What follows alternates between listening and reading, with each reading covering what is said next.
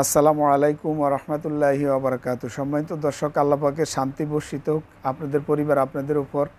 আল্লাহ পাকের রহমত এবং বারাকাত আল্লাহ পাক রব্বুল আলামিন দান করুক আপনাদের পরিবার আপনাদের উপরে। আপনারা সবাই দোয়া করবেন আমার পরিবার আমার জন্য। সম্মানিত দর্শক, ইলমি চর্চার আজকের পর্বে আমি আপনাদেরকে শেখাবো নামাজের ইকামত। সম্মানিত দর্শক, নামাজের মধ্যে সবসময় একইভাবে 5 ওয়াক্ত নামাজে ইকামত দিতে হয়।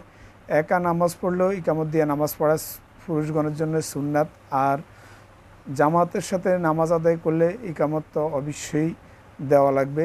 সম্মানিত দর্শক, ইকামত নামাজের মতোই বাক্যগুলো কিন্তু হাইয়া আলা সলাহ, হাইয়া আলাল ফালাহ, এই দুইটা বাক্যের পরে একটি বাক্যকে দুইবার অ্যাড করতে হয়। সেই বাক্যটি হচ্ছে কদ কওয়ামাতিস সলাতু, কদ কওয়ামাতিস সলাহ।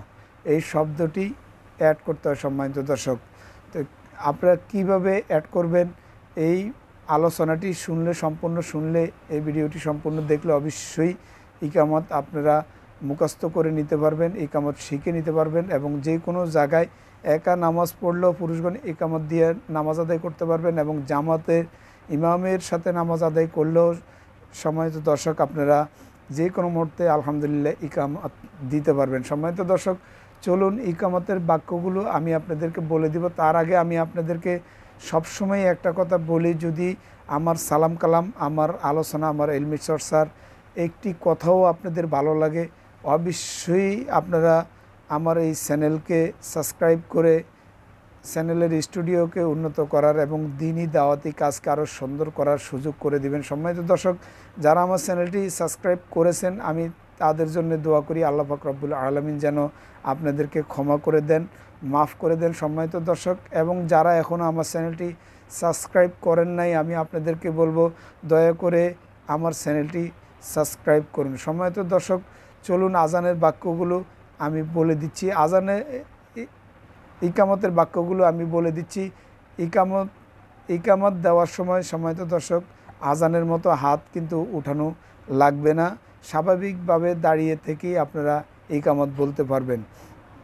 তো ইকামতটা আমি শুরু করতেছি, আপনারা শুনে নেন। সম্মানিত দর্শক, আল্লাহু আকবার, আল্লাহু আকবার, আল্লাহু আকবার, আল্লাহু আকবার, আশহাদু আল্লা ইলাহা ইল্লাল্লাহ, আশহাদু আল্লা ইলাহা ইল্লাল্লাহ, আশহাদু আন্না মুহাম্মাদার রাসূলুল্লাহ, আশহাদু আন্না মুহাম্মাদার রাসূলুল্লাহ, হাইয়া আলা সলাহ, হাইয়া আলা সলাহ, হাইয়া আলাল ফালাহ, হাইয়া আলাল ফালাহ, কদ কামাতিস সলাতু, কদ কামাতিস সলাহ, আল্লাহু আকবার, আল্লাহু আকবার, লা ইলাহা ইল্লাল্লাহ।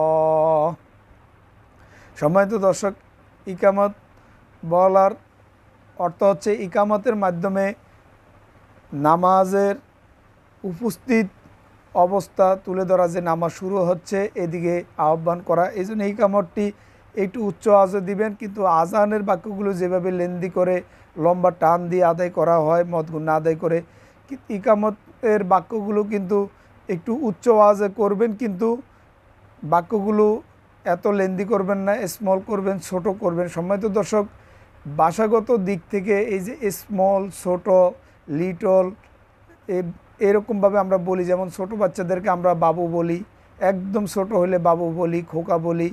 এক এক জায়গায় এক এক ভাষায় ছোট বলে, বা ইংরেজি ভাষায় স্মল বলে, লিটল বলে। সম্মানিত দর্শক, খোকাও বলে থাকেন। এরকম ভাষাগত দিক থেকে মিশ্রিত অনেক ভাষা আমরা ব্যবহার করে থাকি। ঠিক এরকমভাবেই আরবি ভাষায় আলেম ওলামাদেরকে, সম্মানিত ওলামায়ে কেরামকে শায়েখ বলা হয়, পীর বলা হয়, মুর্শেদ বলা হয়। বিভিন্ন ভাষায় পীর বলা হয়, পার্সি ভাষায় মুর্শেদ বলা হয়, কোরআনের ভাষায় শায়েখ বলা হয়, আরবি ভাষায় মুরব্বি বলা হয়, আমির বলা হয়। এক একভাবে এক এক জায়গায় বিভিন্ন গুণে গুণান্বিত করা হয়। সম্মানিত দর্শক, এই জন্য আমার কথাগুলো আপনারা বুঝে নেওয়ার চেষ্টা করবেন। ইলমি চর্চার আজকের পর্বে এইখানেই আমি আপনাদের থেকে বিদায় নিচ্ছি। দেখা হবে নতুন কোনো পর্বে নতুন কোনো আলোচনা নিয়ে। আসসালামু আলাইকুম ওয়া রাহমাতুল্লাহ।